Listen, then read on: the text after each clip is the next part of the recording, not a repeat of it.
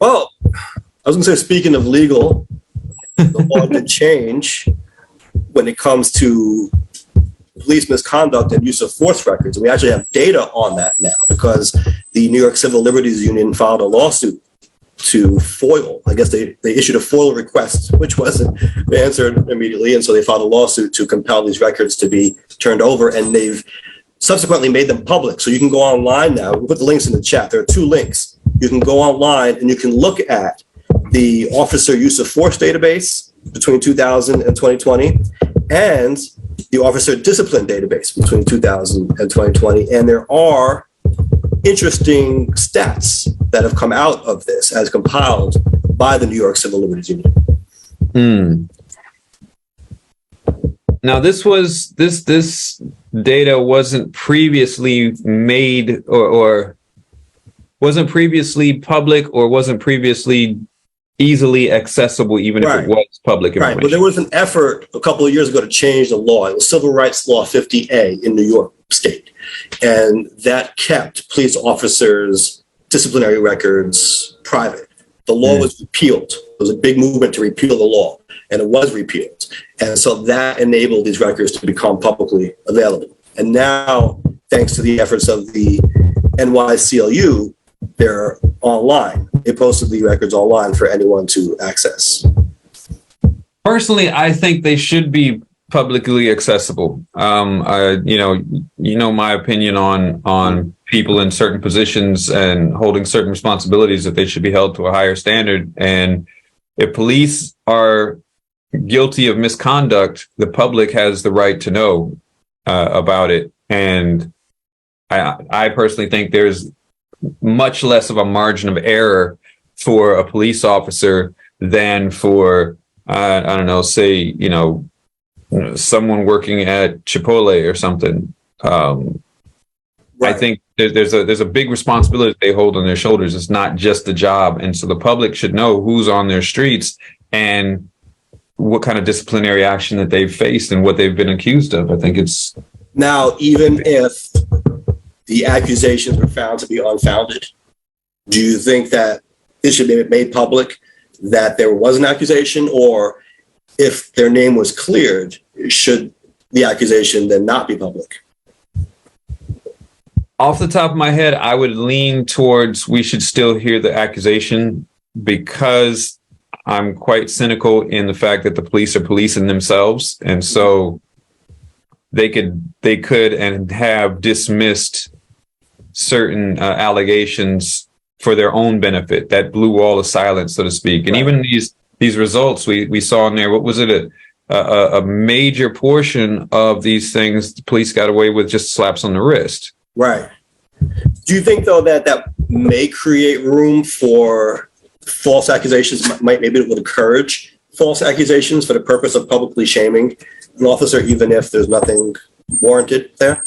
Absolutely. I do. I absolutely think, I think that's an absolute possibility. Yeah. And one thing that does concern me, even though I do think these types of records should be public, one thing that concerns me would be also the officer's safety. If their names are out there like that, that does concern me. So I think there should be some kind of a way to determine a way to keep the officers' privacy and keep them safe, but also to inform the public of what's happening. Right. Trying to find that balance. Yeah. And I think that's why we call this nuance, right? I mean, all these issues, I think, have points to make on both sides, considerations that are probably valid on both sides, but you have to try to find the appropriate balance between them. That makes sense. It kind of takes all these considerations into account. Right. I mean, because no one, we don't want the police to the officers themselves to deal with any sort of retaliation in private life or any that type of thing. We want them to be able to serve them and carry out their duties, but also we don't want them to violate the rights of citizens and crossing the line and breaking that trust and responsibility. So there definitely needs to be some kind of a balance there. And maybe it can just be, instead of like a full name and whatnot, maybe just just what's on the badge, the first initial and then the last name, so to speak, Or a number of or just the badge number and then the information that it was. Right. So. Because this is, I'll be honest with you, I'm also on the side of more data being public, being a good thing, and these records being publicly available. But it is a little striking now looking at the list and seeing the names of the officers kind of put on blast here, when this is really a systemic issue more than it's an individual officer issue. Of course, we want to weed out people who are not doing good, but the problem really, I think, is a top-down problem, right? In terms of trying to address it. It's a systemic thing. It is a little jarring to just look at these names that you see on the screen here. I mean, right, I don't know if this is helping the systemic issue. Maybe it's chipping away at it, right? But I don't know. And I agree with that. And I think that's one thing that's not often discussed when people are talking about police misconduct. The systemic issue is brought up, but I don't think it's given as much focus as it should be, where the officers are taking the brunt of it individually, when, like you said, some of this stuff, a lot of this stuff is a top-down type of issue. Yeah. And we've talked about that before. We've even spoken with police officers, individual police officers that have said, that they prefer things a different way, but they feared certain retaliations from within, from either speaking up or from doing things of this nature. And so this kind of makes the police officers a scapegoat in a way, and shields the actual systemic issues. But at the same time, it also can be seen as holding the system accountable for disciplining these actions when they're taking place. Right. And highlighting, if there's so many officers doing this sort of thing, okay, maybe we need to look deeper. That's where I think you get the value, and that's where the NYCLU stepped in, because on their sites here, and we can put the links in the chat. I did. Yeah. Okay. So they did some analysis on the data, and I think that's a really good way to look at the system, right? The systemic issue, because now you're not just looking at names on a sheet, you're looking at the overall picture of this. Right. And they're saying only 7% of the nearly 2,300 misconduct investigations on use of force incidents were founded by the New York State Police Department's Internal Investigations Division, meaning it determined misconduct occurred. Now, it's hard to really know what that means, right? Because 7% were found. In other words, they're saying that 93% of these allegations were essentially false allegations, or didn't warrant any kind of action. But you don't know, though, now, were they really false accusations, or was there a cover-up, or to what extent? To what extent exactly are they valid accusations? We don't know by looking at these numbers. Right. And if they're determining what was valid or not, that can be an issue itself because of systemic issues itself, or that blue wall of silence, or whatever it is. Right. Well, yeah. I mean, the key term there is internal investigations. And it's funny, I was just having a conversation with someone in a slightly different but related context. As an attorney, I'm often asked to help out with many nonprofits throughout the area, right? And sometimes they'll ask me to sit on the board of a nonprofit and also give legal advice as the attorney. I tell them I really can't give legal advice about what the board is doing if I'm on the board, because then it's like I'm policing myself in a sense. I can't be like, well, I did an investigation and I found that the board took an appropriate action. Yeah, I am the board. I'm on the board. Right. It doesn't work. Right. And so for me to be an attorney, I have to be on the outside of it. I can't be on the board. I can give advice as an outsider. So what this is an internal investigation, meaning people who are within the police department, right, in a sense, right? They're investigating fellow officers. And yeah, I mean, in the law, that's considered a conflict of interest, right? So why shouldn't it be here? Right. Absolutely. And so I think that's, that's one reason why it should be made public, among multiple other reasons that we've also already named. But yeah, I think it's a good thing. But again, we need to make sure that there is a balance so that, we're not scapegoating just one aspect of the system. Right. So, because for every something that's interesting though. So the first stat that I just gave you 7% of the nearly 2,300 misconduct investigations on use of force incidents were founded. But here's something very striking in contrast, right? Go down 2 more bullet points. Mm-hmm. Of the 18,233 alleged acts of misconduct, nearly 7,500 were founded by the police department. So that's not 7%. That's closer to 50%, right? I mean, was that 40 something? There's no number on it. We can get a number on that here. That's a big difference. That's 41%. 41%. So it seems like when it comes to the use of force, they're saying 93% of the time that it was warranted in terms of the, it's more than that, but in terms of the accusations, right? They're saying 93% of the accusations were not founded, according to them. But when it comes to just general misconduct, they're saying 40+% was founded, right? Accusations were correctly made 41% of the time. That's a big number. Now, the question that I asked, though, in that regard is that use of force accusation, could those accusations have been reduced to a misconduct, and that's why the higher number is there, and they're pulling it off of the use of force? So if the officer is charged with or accused of use of force, the internal investigation is like, okay, we don't want to add this to our stats. We're going to find that there's some misconduct here, but not a use of force type of issue. And so now it changes the statistic on it a little bit. Protecting them, do that, so because they're saying it's a use of force incident. I think anytime an officer uses force of any kind, it should go into that category. Well, you would hope. Yeah. You don't know how they're trying to finagle it. I mean, we've seen, how many, what was the Eric Gardner? They initially thought that was fine, what the officer did. Right. And so I think making it public can kind of gives that transparency to the public, and maybe offers a little bit more of, accountability, transparency. Yeah, something to the public that these things are being taken seriously, that the discipline is being handled the way that it should be, that things aren't being covered up, which is, I think that kind of attributes to not having it, kind of attributes to that lack of trust between the public and the police. And we need that trust. Like the officers need it for their safety and for the ability to do their jobs. The society needs it for the ability to have a safe society. And people need it for the ability to feel safe while being out and about. They have that trust is paramount to the whole system working. So I think this could be helpful in that regard. They're saying only 5% of the nearly 500 investigations that referenced racial or religious discrimination were founded.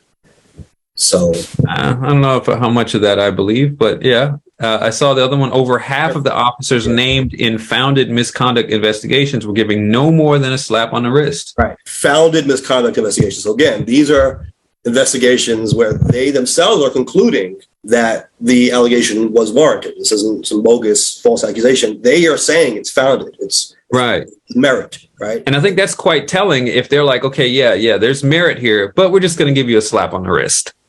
That I think, but also I guess it depends on what the misconduct allegedly. Sure, right? Absolutely, how egregious it is. Right. Technically, I guess it could be something that we might consider minor, but it would fall under misconduct. Right. 29% were given a more serious penalty, like loss of vacation days or suspension without pay. I mean, I don't know if a loss of vacation day is a very serious penalty. That sounds like a slap on the wrist. Yeah. Unless you consider vacation days, I mean, this is kind of like suspension without pay. So if you lose your vacation days, that's also money that you don't get, right? So I mean, paid vacation days is basically money in your pocket without putting it in your pocket. So it's kind of a fine in that regard, right? But if they're saying that over half only got a slap on the wrist, what is a slap on the wrist? Just like a piece of paper saying "Don't do it again," I guess. Probably like some sort of a write-up, a demerit, so to speak. I'm going to write you. I'm going to report you. Yeah, you don't get a gold star today. Yeah, you don't get a sticker on your binder. Yeah. 10% were placed on probation. 2% were terminated. That actually does sound like a bigger number than you would think, although it probably should be even higher. 2% 2% of the officers who were in founded misconduct investigations were terminated. Okay, so they are terminating people here. And 5% did not receive any discipline. yes, that means it had to be so egregious that the system couldn't make an excuse for it. You gotta go, buddy. Sorry, you gotta go. Right. So they're saying, I mean, we could do some math on this too, right? They're saying 18,000 total alleged acts of misconduct, alleged. But they're saying 2%. Oh yeah, but how many of them were founded, right? I guess that's the question. So 7,500, that's what you got to do. So 2% of 7,500. Right. What is that, 150? Yeah, it's 150. 150. So 150 officers were terminated, apparently. And I think when we're addressing the larger issue, the larger systemic issue would be these officers, these 150 that were terminated, in a lot of cases, go to other departments, go to other police forces and pick up law enforcement jobs. And I think that's a bigger issue that needs to be addressed. They shouldn't. If you're terminated from a police force, you should not be able to get on another police force, especially if it's for some kind of misconduct. Investigations of alleged misconduct that appear to involve civilians were founded at significantly lower rates than investigations of internal violations of department policy. So that's interesting. They're more likely to find that there was misconduct when it relates to other officers or something happening internally than when it's directed towards civilians. Right. I wonder if that's because police officers are the ones complaining. And I think there, and I'm sure there is, but there probably should also be a way for police officers to report fellow officers in an anonymous way, so that they don't face any sort of civilians are involved. In any case, like because they're saying investigations of internal violations are founded at higher rates, and so I'm wondering if these are mostly police officers complaining because they're saying it's an investigation of an internal violation. Right. Maybe they're complaining about their fellow coworkers. This is quite crazy, though. Like you said, this list of the names. Yeah. Number of founded investigations that named the officer. This Brandon Voss, 30 founded investigations. It looks like this is sorted by that, right? Yeah. Sorted by number of founded investigations. So he's the biggest culprit, it seems, in terms of. He got probation. He got suspension without pay. He didn't lose any vacation days. He wasn't terminated, and he wasn't reduced in rank. Now, again, we don't know what these alleged incidents are. I mean, it could be 30 of something relatively innocuous, and then maybe you have someone who's like only one accusation, but it's something terrible. We don't know. Right. Absolutely. And in this record, it says 30 is the number of founded investigations that named him, but 3 are the number of unique incidents with at least one founded investigation. Right. So that doesn't mean he was involved in so many different things. Right. It's basically 3 unique ones with a lot, I guess, different points within it. I guess you could sort this then also by who is terminated, right? You can click on it should be. Sure, you can download this and put it into an Excel sheet or what have you. No, but you could also sort it right here on the website. So like if can you? Oh yeah, you can. Yeah. Now you'll see the officers who actually were terminated. It'll show them as well. Yeah. And look, from what I'm seeing, I'm just seeing one incident on most of these. Yeah. Right. Some of them have a couple, but I think people should only have one. I think people should check it out. I put the links in the chat that people can check out and see this data for themselves and go through it. There's another one we can look at. The other link, did you put that in the chat as well? Yeah, I put both of them. Okay. The use of force data. Yeah. Yeah. Nearly 50 officers were named in 10 or more use of force incidents, and 393 officers were named in 5 or more. What I like about the data here is that not only it gives the names, but it breaks down the incidents: pepper spray, taser, firearm use, brandish a firearm, type of force. Yeah. Yeah. So I like that. I like that here. Yeah. This guy was named in 13 incidents and pulled his pepper spray 11 times. Huh. Like, it seems like pepper spray is his go-to. But you also have to think, okay, maybe this person, I mean, he's working in a certain precinct, let's say. Maybe That's absolutely possible. Population, the same people, right? The same type of incident that warrants that type of response. You don't know. That's absolutely true. I mean, there's an officer here who have a number of incidents, 18 incidents, pepper spray, out of that pepper spray 2 times, but brandished a firearm between 2018 and 2020 is 14. So out of that 18, he pulled his gun out 14 times. So, and then there's 2 that are unaccounted for. So that's just what, physical force? It could be, yeah. So it's definitely interesting data that I think is needed and should be gone through by independent bodies as is possible with this data. Look at this. Officers use tasers in 2/3 of the use of force incidents that occur during a welfare check. So 2/3 of the time, they're going to use a taser, it seems, if they're using any force at all, apparently, during welfare check. That's yeah. I think they're used too much. Tasers are used too often. Yes, 10% of use of force incidents occur during a mental health response. And see, I'm wondering if that's what's going on here, right? Someone is maybe out of control, didn't take their medication, whatever it is. They need to be restrained. Maybe they're causing domestic issues. Police get called, and then they don't know how to hold that person back and keep that person in check, and then the tasers come out.